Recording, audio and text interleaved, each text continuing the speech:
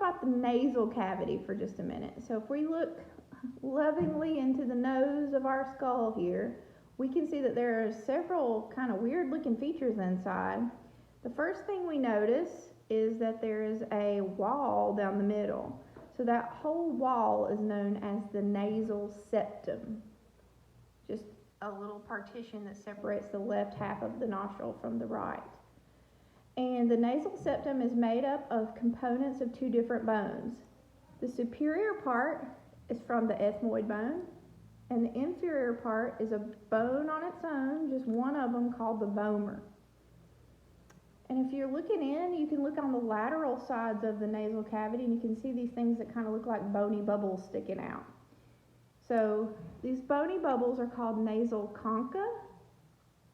The inferior one is its own bone, the inferior nasal concha, and the superior one that you can see from this perspective is known as the middle nasal concha.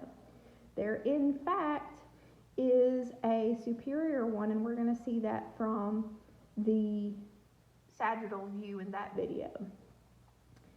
So the concha, their job is to take the air that you are inhaling and make it turbulent.